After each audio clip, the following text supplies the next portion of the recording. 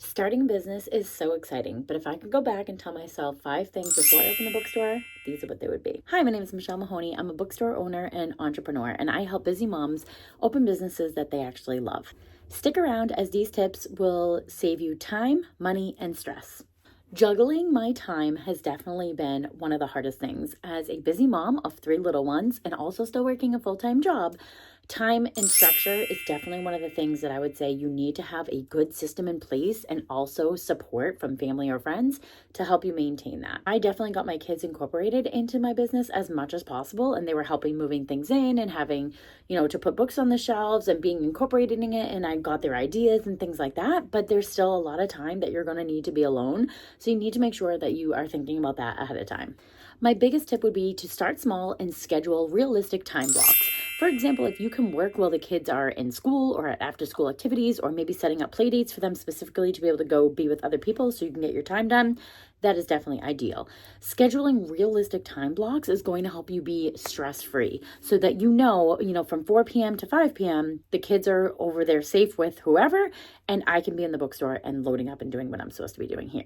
Marketing is also a major component to having a business. Whether it's a brick and mortar store or even an online business, you need to start letting people know what you're actually doing. Keeping it a secret is not going to be helpful for anybody. For myself, I started selling books online about a couple years before I even opened this store. So I kind of already had that audience, and I've been building it for a long time. I'm also a person that also loves to read and write, and I've been doing that for ever.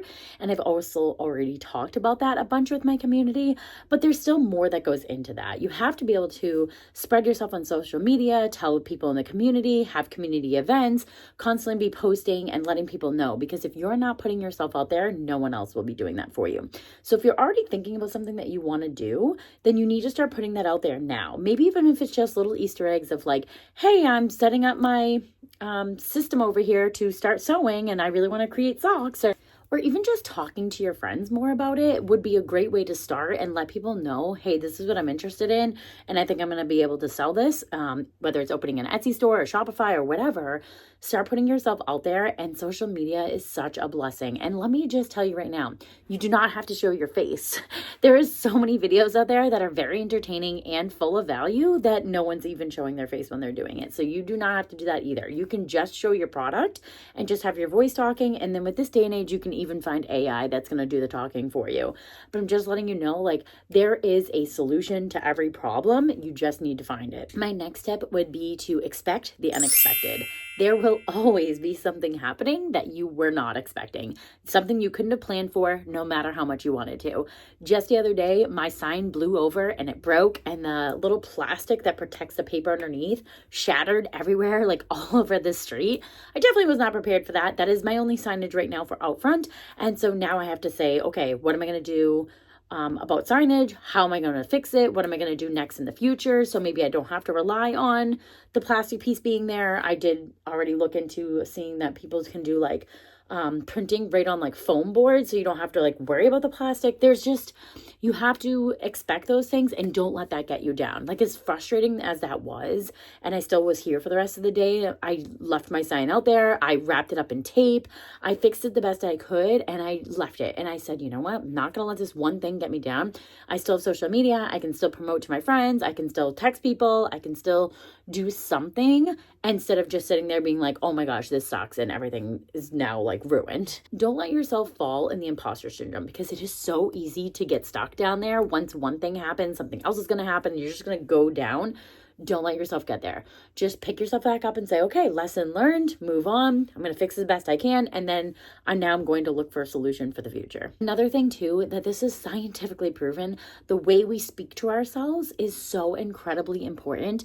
It is literally triggering our prefrontal cortex. So when you're sitting there saying I suck, everything sucks, this broke, I can't do this, no one believes in me, I have fear of this, your brain literally takes that and believes it as the truth. So instead of saying I can, can't, it's I can. Instead of saying I'm not, you're saying I am. So if you want to be a writer, you're saying I'm writer. If you want to be a bookstore owner, I own a bookstore. I'm going to be a successful YouTuber. I'm going to make money. I'm going to be a millionaire, or I am a millionaire. I am successful.